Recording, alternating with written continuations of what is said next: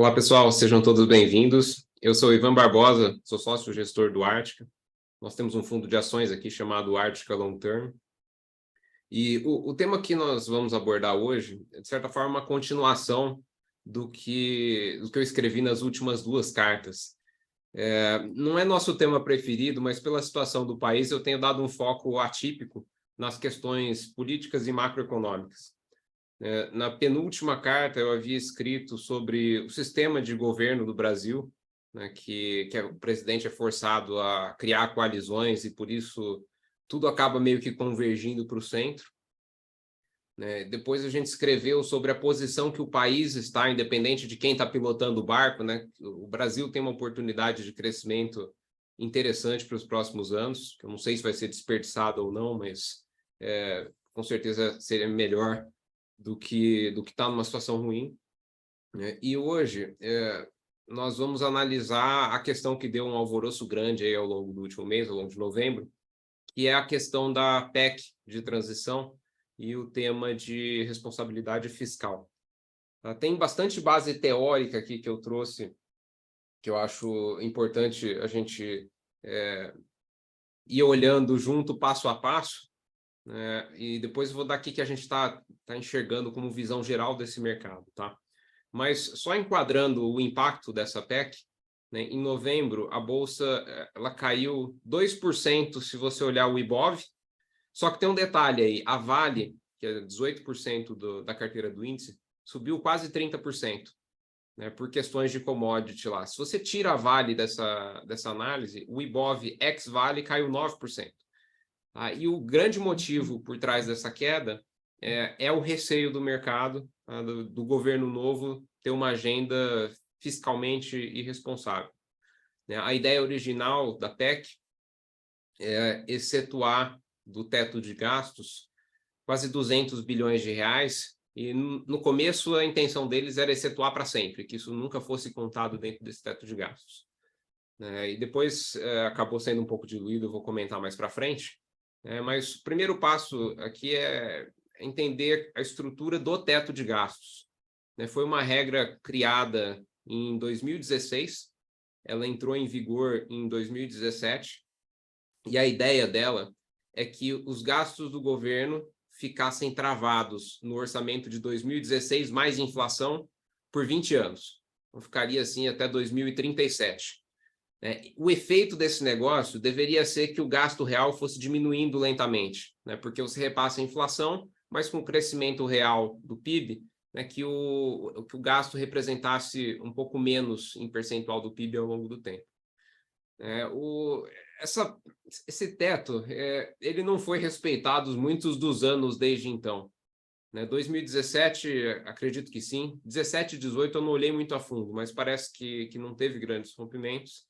De 2019 para frente, já teve uma série de furos, em particular por causa da pandemia, mas a ordem de grandeza dos furos do teto nos últimos 4 anos foi de 800 bilhões de reais, que, a grosso modo, é o tamanho da exceção pedida nessa PEC agora.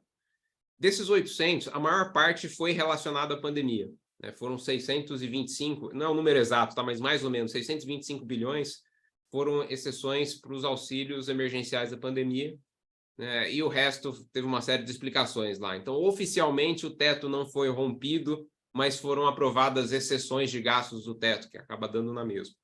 Então, a gente sai de uma linha de base que nós não temos muitos anos desde que o teto foi criado, onde ele foi integralmente respeitado.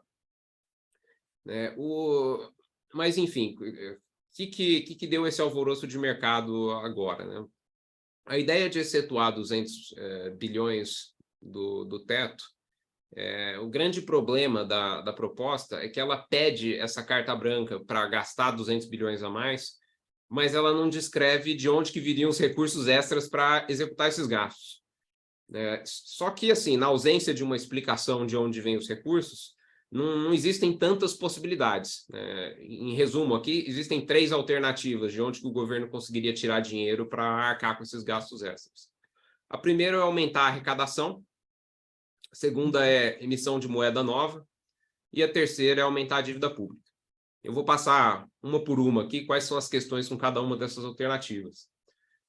A primeira delas, o aumento de arrecadação, tem duas alavancas aí que poderiam ser ativadas.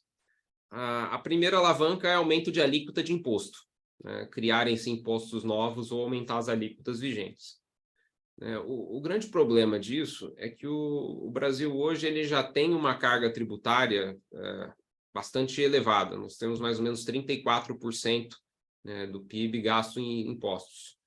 Em comparação, nos Estados Unidos, esse valor é 24%, são 10 pontos percentuais abaixo.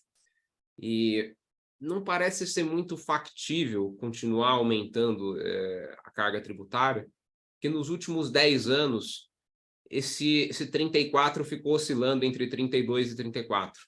Aí, nesse período, teve uma série de estresse aí. Teve a crise do governo da Dilma, que com certeza eles estavam procurando de onde tirar dinheiro lá. A política deles era muito de estímulo à economia, aumentando o gasto público. Né? E mesmo naquele período não teve um aumento de alíquotas além do que a gente está hoje. Então, me parece pouco provável que exista essa possibilidade na prática de aumentos de alíquotas. Então, sobraria a segunda alavanca aqui de aumento de arrecadação, que é o crescimento real da economia, acelerar o crescimento econômico. Essa seria a alternativa ideal, né? Até em algum momento aí o PT ventilou que era esse o plano deles, que a economia ia crescer muito mais no governo deles, então essa questão de gastos extras seria resolvida pelo crescimento econômico. O grande problema disso é que o crescimento econômico não está tanto assim no controle do Estado. Né? O Estado ele pode ajudar, com certeza, não atrapalhar já seria um excelente começo, né? Mas tem uma série de fatores que independem da ação direta do governo. Né? Então, uma analogia do que é essa esperança, né, de que os gastos vão ser feitos e o crescimento da economia vai compensar esses gastos, seria semelhante a uma empresa falar assim, olha, eu vou aumentar as minhas despesas para acelerar o crescimento. Ok, né? O problema é que o aumento de despesa, quando você decide gastar mais, ele é 100% garantido. Né? É uma decisão unilateral ali de simplesmente gastar. Agora, se isso vai se traduzir em crescimento econômico, né? Se a empresa vai ganhar as receitas extras que ela está esperando, não é uma garantia. Tá? Então, você garante o gasto, não garante a receita, você pode terminar com um déficit na mão. Tá? Esse é o grande receio, que essa exceção ao teto que está sendo pedido se converta quase que integralmente em déficit fiscal. Tá? O aumento de arrecadação não tem muito mais... além desses dois fatores, né? Ou a alíquota aumenta ou a economia cresce mais e paga mais imposto para o Estado por causa disso. Tá? Então, assim, eu vou descartar aqui essa vertente, eu não acho que seja isso que vai resolver o problema. A segunda alternativa, ela é mais complexa delas, é a emissão de moeda. Né? Em tese, o governo poderia emitir moeda nova e usar essa moeda que ele mesmo emitiu para pagar despesas extras. O efeito prático dessa manobra de imprimir dinheiro para gastar é gerar inflação. Né? Isso porque imprimir dinheiro não cria valor econômico real. Né? De certa forma, é um jeito de expropriar valor de quem está segurando mais dinheiro na economia. Né? Esse valor é deslocado para o governo. Uma analogia aqui que eu acho que ajuda a entender é como se o controlador de uma empresa emitisse uma série de ações novas para si próprio, sem contrapartida nenhuma, e diluísse em todos os minoritários. O que seria o efeito disso? A empresa passa a ter mais ações, o percentual das ações totais aumenta para o controlador que emitiu ações para eles mesmos, e o preço por ação cai. Então, todos os minoritários são lesados.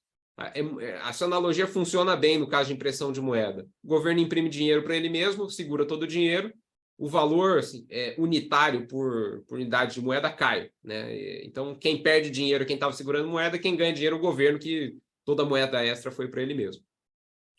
Esse mecanismo aqui é ultra velho. Né? Governos já abusaram dessa manobra inúmeras vezes ao longo da história. Então, isso aqui, só para dar uma perspectiva histórica de quando começaram com isso, na época medieval, quando usavam moeda metálica, que o valor da moeda representava o peso em ouro e em prata da moeda, os governos começaram a misturar metais menos nobres nessas moedas de ouro e de prata Só que eles mantinham o valor nominal dela. Então, né, a moeda de ouro lá devia ter 10 gramas, ele colocava 9 gramas e 1 de cobre, e a moeda valia como se fosse ouro puro. Né? E esse delta, essa diferença que quem cunhava a moeda embolsava, ganhava o nome de senhoriagem, que até hoje ainda é usado como a receita de emissores de moedas, a diferença ali de quanto que vale a moeda e quanto que ele gasta para emitir. Então, assim, desde, sei lá, que ano que começou isso, mas há séculos e séculos, né, os governos já descobriram essa manobra de imprimir dinheiro para si próprios, né, de alguma maneira. Como é que isso é controlado, de certa forma, na economia moderna? Isso tem muito a ver com a criação dos bancos centrais. O primeiro país que criou um banco central foi a Inglaterra. O Banco Central da Inglaterra foi criado no finalzinho do século XVII, e os outros países começaram a copiar o modelo a partir de então. Aqui no Brasil, o nosso Banco Central ele é bem recente. Ele foi criado em 1965 e ele demorou para amadurecer até um formato considerado de boas práticas. Apesar de ele ter sido criado na década de 60, até a Constituição de 1988, o Banco Central e o Banco do Brasil meio que tinham funções sobrepostas. O Banco do Brasil podia emitir créditos em paralelo ao Banco Central. Então, o nosso Banco Central não tinha um papel tão central assim em implementação de política monetária. E de lá para cá ainda teve uma série de evoluções bastante recentes. Até 2020, o Banco Central brasileiro ele era vinculado ao Ministério da Economia. Então, ele era um subalterno do Poder Executivo. A lei que deu independência para o Banco Central passou em fevereiro de 21. E eu acho que isso foi um bem enorme, tá? Assim, méritos ali do Paulo Guedes e do Bolsonaro, eu acho que foi um enorme bem ter concedido autonomia real para o Banco Central. Porque qual que é a principal questão aqui? Enquanto ele estava embaixo do Ministério da Economia, o presidente podia eleger e destituir o presidente do Banco Central a qualquer momento. Tá? Então, se você tem o poder de trocar o presidente do Banco Central quando você quiser, obviamente você controla a política monetária do Banco Central, porque se o cara que estiver lá for contra o que você está querendo, você simplesmente substitui ele por outro. E essa lei de 2021, ela dá para o presidente do Banco Central um mandato semelhante ao mandato do próprio presidente, um mandato de 4 anos, e que ele é deslocado com um mandato presidencial.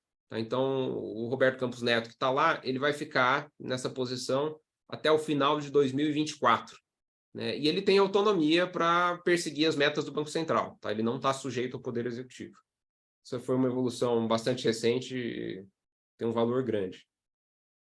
E eu vou evitar entrar em detalhes muito técnicos aqui de atuação do Banco Central, tá? Mas o papel principal dele é garantir o poder de compra da moeda. Tá? Então, em termos práticos, controlar a inflação. Tem uma questão de política monetária também, de disponibilidade de dinheiro circulando na economia, mas simplificando um pouco a história, o papel do Banco Central é não deixar que aconteça esses movimentos malucos de imprimir dinheiro a rodo, e dilapidar o valor de compra da moeda. E me parece que a legislação que hoje regulamenta o Banco Central nosso, ela evoluiu muito recentemente, os últimos passos, mas hoje ela é razoavelmente madura. O Banco Central brasileiro está bem aderente às boas práticas de bancos centrais das principais economias do mundo. Então, tem uma série de travas que impedem que sejam feitas grandes bobagens. Por exemplo, o Banco Central não pode conceder empréstimos ao Tesouro Nacional. O Tesouro Nacional é o caixa do governo, ali, a controladoria do governo. Então, quando o Tesouro Nacional emite títulos, o Banco Central não pode comprar no mercado primário, ele não pode comprar títulos recém-emitidos. O que ele faz é comprar no mercado secundário. O mercado vai lá, compra os títulos do Tesouro, depois o Banco Central ele tem esses títulos em balanço, é uma ferramenta necessária para implementar a política monetária, mas ele não é o primeiro, ele não dá o dinheiro diretamente na mão do Tesouro.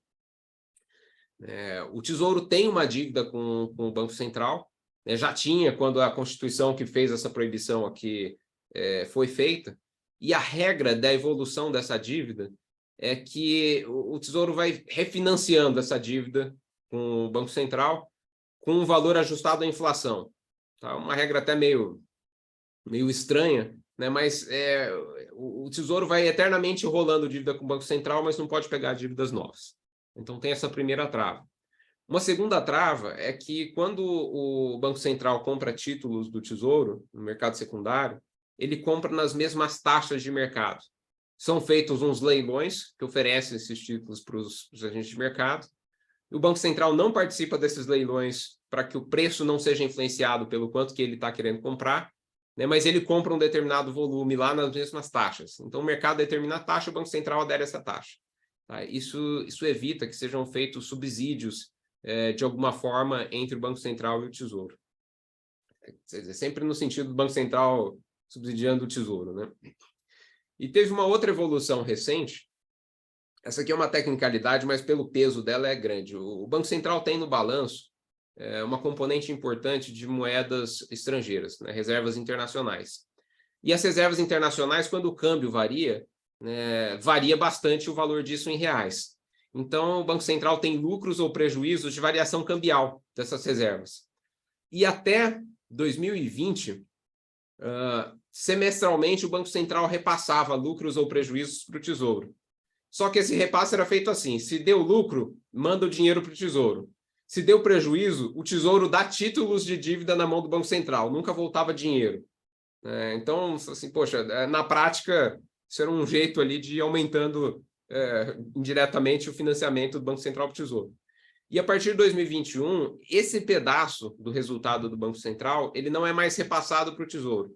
Ele fica no balanço do Banco Central, numa lógica de, olha, se esse ano a variação cambial foi positiva, guarda esse dinheiro, que quando for negativa é essa grana que vai ter que ser usada para acertar as contas ali do Banco Central. São algumas tecnicalidades aqui, mas acho que a mensagem geral é que tem uma série de amarras legislativas para que esses mecanismos perversos aí de política monetária não possam sofrer abuso pelo Poder Executivo. Tá? Então, hoje, o presidente do Brasil ele não tem a liberdade de ir lá e falar para o Banco Central: emite moeda porque eu preciso pagar determinada coisa. Né? Para fazer essa emissão de moeda, tá? Essa manobra ela é sempre possível, né? Mas para fazer essa emissão de moeda, o presidente precisaria do apoio do presidente do Banco Central e autorização do Congresso. Esse é o máximo de proteção legislativa que eu imagino que se possa ter, né? Porque eu tenho participado de várias discussões sobre esses temas de política, né? E se o Poder Executivo e o Poder Legislativo quiserem muito fazer alguma coisa, não tem ninguém para barrar. Né? Ainda mais no nosso contexto atual aqui, não é o Poder Judiciário que vai barrar o movimento. Então, se o presidente quer alguma coisa e todo o Congresso apoia, não existe barreira aqui legal que resista a isso. O Congresso vai lá, muda a lei e implementa. Né? Então, a gente está no arcabouço regulatório, né, adequado. Assim, ele tem uma série de travas. Né? Se o Lula quiser fazer alguma grande emissão de moeda aqui, ele tem que negociar com o Congresso, tem que negociar com o Banco Central, todo mundo tem que concordar para fazer isso aqui. Se todo mundo concordar, aí não tem salvação, tá? Mas eu acho que é uma manobra difícil, não é um negócio simples de se fazer. Essa era a segunda alternativa, né? E a terceira alternativa é que o governo aumente a dívida pública para arcar com esses gastos extras. Isso aqui é o que o mercado está apostando que é mais provável, tá? Eu também acho que é o mais provável. Né? Porque o Tesouro Nacional ele pode emitir dívidas para o mercado, ele pode emitir novos títulos. Não é um negócio completamente livre também. Tá? Existe na Constituição, eles chamam de regra de ouro, tá? Que fala o seguinte: o governo ele pode tomar dívidas para financiar investimentos, mas ele não pode aumentar suas dívidas para financiar gastos correntes, exceto com autorização do Congresso. Qual que é o problema desse negócio da regra de ouro? Se o Congresso aprovar um orçamento que muito provavelmente vai gerar déficit, né, a hora que esse déficit acontecer, né, o presidente vai bater lá na porta do Congresso e falar assim: olha, eu cumpri o orçamento que foi aprovado pelo próprio Congresso, né, e existe um déficit aqui que precisa ser arcado. Não tem muita alternativa agora. Assim, ou a gente faz uma emissão de dívida nova, aumenta a dívida pública, ou cairia lá no caso de emissão de moeda, que ele é muito mais tortuoso, né? Muito mais complexa a implementação disso. Tá? Então, apesar da regra de ouro, me parece que, numa situação de déficit, o Congresso vai ser apertado lá e vai acabar falando, poxa, não tem jeito, a gente tem que aprovar aqui em regime de exceção, aumenta a dívida. Isso aconteceu durante a pandemia, por um contexto muito menos arbitrário, né? Não tinha muito o que fazer, mas isso pode acontecer de novo. Então, por isso que, apesar de existirem essas travas, hoje o mercado entende que o principal risco é que esses gastos extras que a PEC está pedindo permissão para realizar sejam financiados com aumento de dívida. E aumento de dívida tem dois principais problemas aqui nesse contexto, né? O primeiro problema é que aumentar a dívida para sustentar a despesa corrente do governo é um enorme sinal de responsabilidade fiscal, né? E com essa sinalização, aumenta a percepção de risco, né, por parte do mercado dos títulos públicos. Tá? Então, o mercado começa a exigir juros mais altos para comprar títulos do governo. Com isso, aumenta a taxa básica da economia aqui do Brasil. E esse negócio entra numa espiral negativa, porque se aumenta os juros de todos os títulos do governo, o tanto de dinheiro que o governo gasta todo ano para pagar juros da própria dívida aumenta também. Aí piora o déficit. E aí é mais difícil sair dessa espiral. Essa é boa parte do drama aqui. Fala assim, poxa, hoje a dívida do Brasil está num patamar sustentável que não pode aumentar. Se começar a aumentar muito, a gente começa a entrar em terreno problemático. E o segundo problema desse movimento é começar a expandir gasto do governo justamente agora que o Banco Central está com uma política monetária de combate à inflação, né? Que a essência da coisa aqui é freia a economia para que os preços parem de subir, né? Então imagina que ao mesmo tempo que o Banco Central está tentando frear a economia, o governo está sinalizando que ele quer gastar mais dinheiro, quer injetar dinheiro na economia. Então essa ação do governo atrapalharia o combate à inflação e o reflexo disso é que o Banco Central deveria manter juros altos por mais tempo, né, dificultando o crescimento econômico do país por mais tempo. Esse é o drama. E como é que esse problema da PEC impacta a Bolsa, né? O principal impacto ele vem da expectativa que essa história toda vai ter sobre a curva de juros. A gente sempre fala aqui, eu já falei algumas vezes, mas é bom repetir que essa é uma verdade importante. Juros é gravidade do mercado de ações. Quanto mais altos são os juros, mais ele puxa para baixo todos os preços. Tá? Então, com essa expectativa de ações do governo, que ou aumentem os juros ou mantenham os juros altos por mais tempo, que hoje o juros já está razoavelmente alto, isso derruba o preço de ações no geral.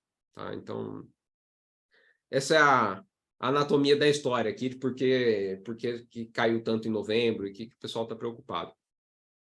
E além desse efeito prático, também tem um outro componente aqui que sempre acaba chacoalhando a Bolsa Brasileira, que do capital total investido na B3, uma boa parte é de capital estrangeiro.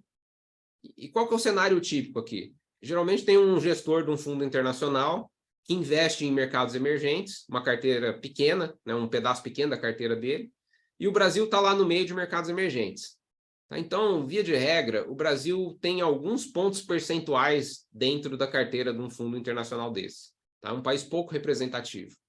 Então, imagina, se coloca no lugar do gestor lá, que tem, sei lá, 2, 3% investido em Brasil, aí você está acompanhando lá de longe, começa a ler notícia e vê uma enorme discussão dos próprios brasileiros em torno de risco de responsabilidade fiscal do novo governo, né, chance de explosão da dívida pública, tudo de mal, né? Boa parte dessa pauta, acho que até foi uma extensão aí dos rumores de eleição, mas enfim, são as mensagens que esse gestor estrangeiro vai receber.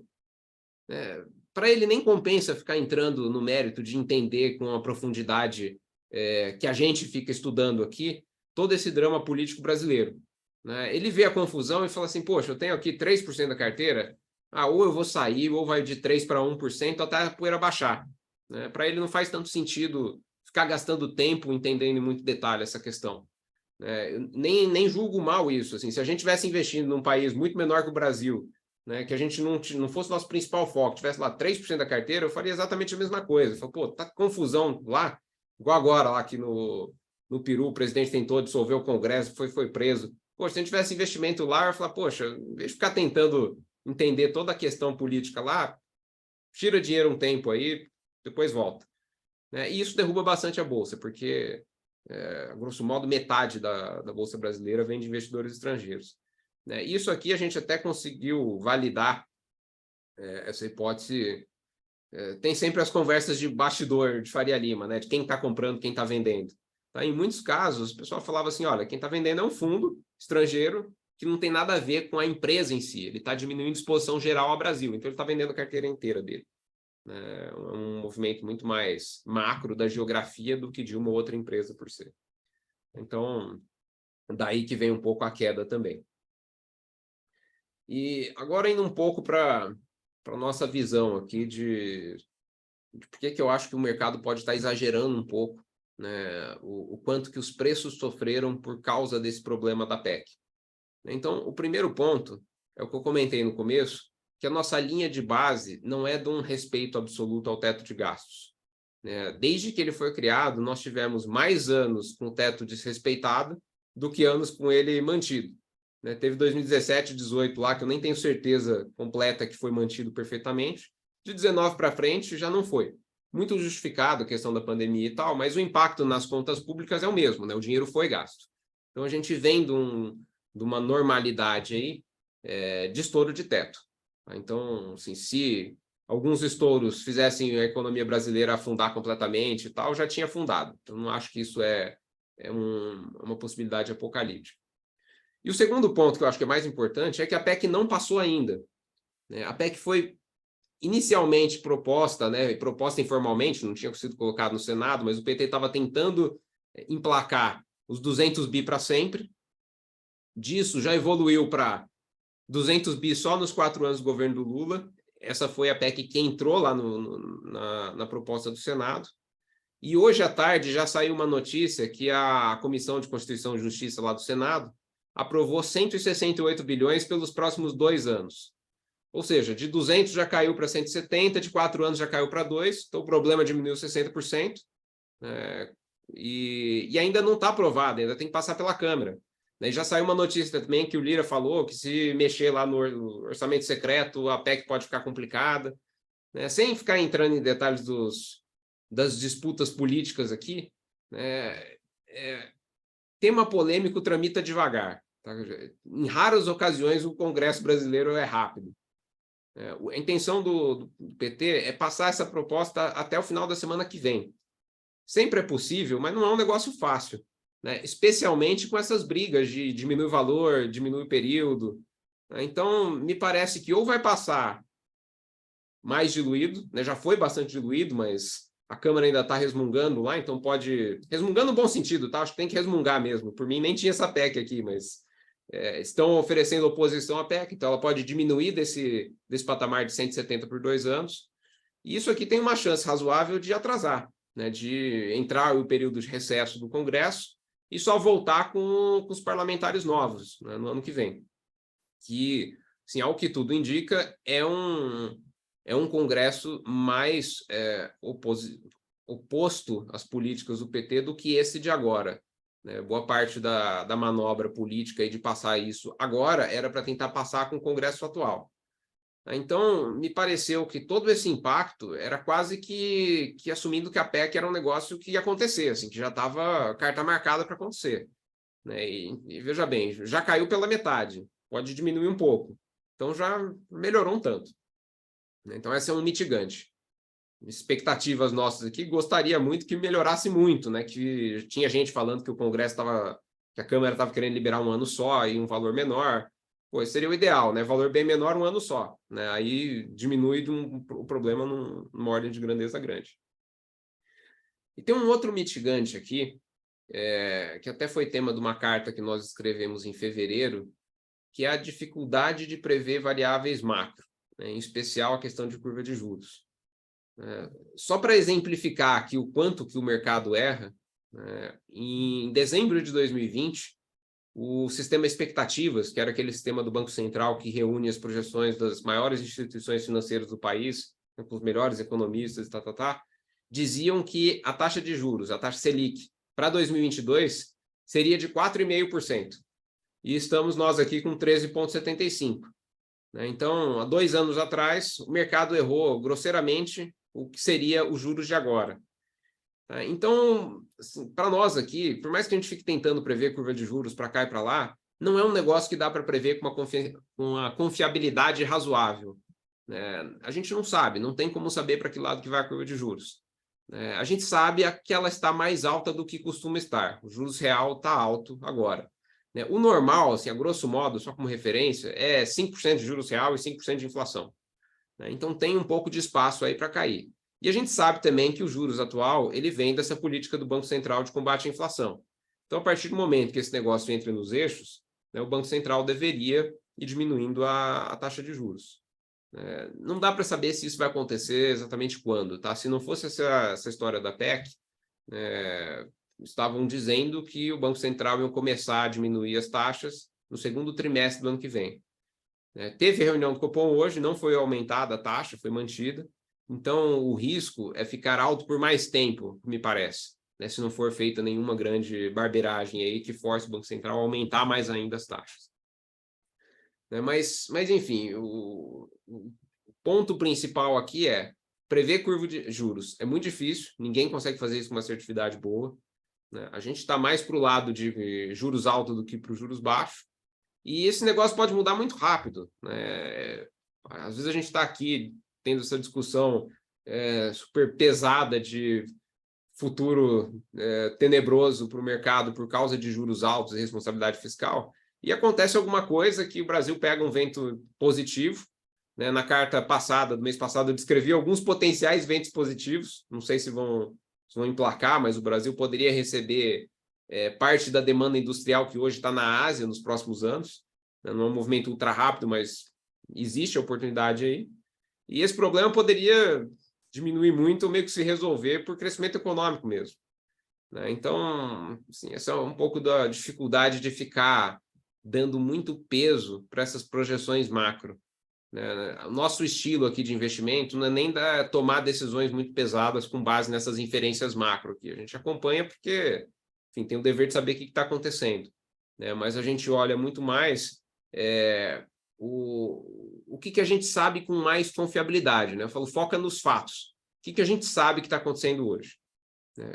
Primeira coisa, os patamares de preço que as ações estão hoje na Bolsa estão mais ou menos comparáveis com grandes crises econômicas, tá? Perto de subprime de 2009 com a crise da Dilma em 2015.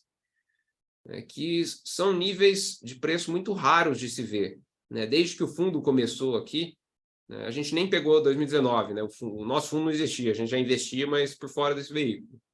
Então, a gente só passou uma vez nesse período. A gente está com 9 anos e meio de fundo e está no patamar de preço de todo aquele estresse da pedalada fiscal da Dilma lá. E me parece que a gente ainda não está nesse cenário de crise como foram esses outros dois. Hoje existe uma expectativa de problemas muito grandes, mas o problema nem está lá ainda. Ele pode ser desmontado no meio do caminho. Então, isso é uma coisa que a gente sabe, né? Preços estão em patamares baixos e raros. Outra coisa que a gente sabe, nós não estamos mais no pico do ciclo macroeconômico, né? A Bolsa já está caindo há mais de um ano, já caiu bastante desde do pico que teve ano passado, né? O Ibovespa não caiu tanto assim, mas teve um efeito, o mesmo efeito que teve nesse último mês da Vale mascarar um pouco o índice total, teve ao longo do ano. Commodities foram bem em geral, mas se você tira essas empresas de commodities que se deram super bem, né, o resto do índice caiu bastante. Então já teve uma queda razoável. É difícil continuar indo nessa direção por muito mais tempo. E mesmo com tudo sendo contemplado, o BTG publicou um relatório no comecinho desse mês, calculando o múltiplo de preço-lucro médio da Bolsa, e agora ele está muito perto das mínimas numa janela de 17 anos. Isso também é um fato. A gente está olhando e fala, a Bolsa parece muito barata. Então, muito nisso que a gente se baseia, sabe? Assim, estamos vendo ações mais baratas do que elas costumam ser na maior parte do tempo. Claro que não dá para prever quando é que o ciclo vai virar, né? Quando é que esse pessimismo de mercado vai passar, o que vai acontecer ano que vem.